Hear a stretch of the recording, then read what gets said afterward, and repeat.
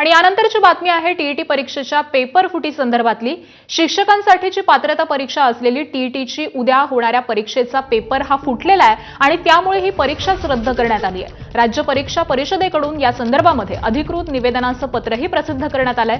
देशामध्ये नीट परीक्षेनंतर पुन्हा एकदा महत्त्वाच्या परीक्षेचा पेपर फुटल्यानं लोकांमध्ये संतापाचं वातावरण आहे। टीईटी परीक्षेचा पेपर हा ठाणे जिल्ह्यामधल्या भिवंडी इथून फुटलेला असून तो नेमका कोणत्या यंत्रणेद्वारे फुटला हे अद्यापही कळू शकलेलं नाही। भिवंडी पोलिसांमध्ये या प्रकरणी गुन्हा नोंद करण्यात आलाय। तर पेपर फुटल्याप्रकरणी पोलिसांनी काही जणांना ताब्यात घेतल्याची माहिती देखील मिळतेय आणि त्याचबरोबर हे पेपर त्यांच्याकडे कुठून आले, कुठल्या यंत्रणेमार्फत हा पेपर समोर आला आहे याची प्राथमिक चौकशी सध्या पोलीस करतायत। टीईटीच्या परीक्षेला यंदा 6,125,000 अर्ज आले होते। यामध्ये पुण्यातून सर्वाधिक 45,562 परीक्षार्थी आहेत, तर सर्वात कमी सिंधुदुर्ग जिल्ह्यामधून परीक्षार्थी आहेत।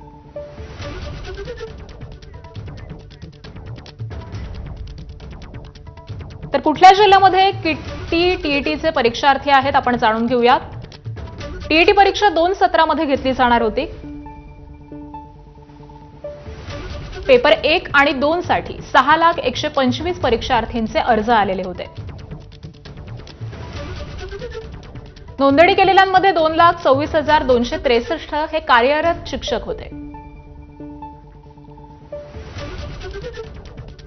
त्यामध्ये पुण्यातील सर्वाधिक 45,562 परीक्षार्थी आहेत।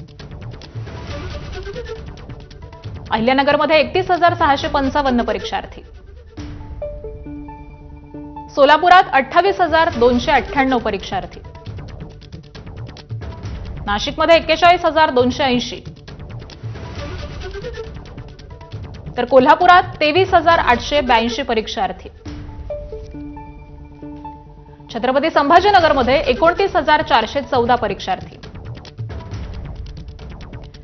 तर नागपुरात 17,072 परीक्षार्थी ही टीईटीची परीक्षा देणार होते। नांदेडमध्ये 30,067 परीक्षार्थी आणि सिंधुदुर्गमध्ये सर्वात कमी म्हणजेच 937 परीक्षार्थी ही टीईटीची परीक्षा देणार होते।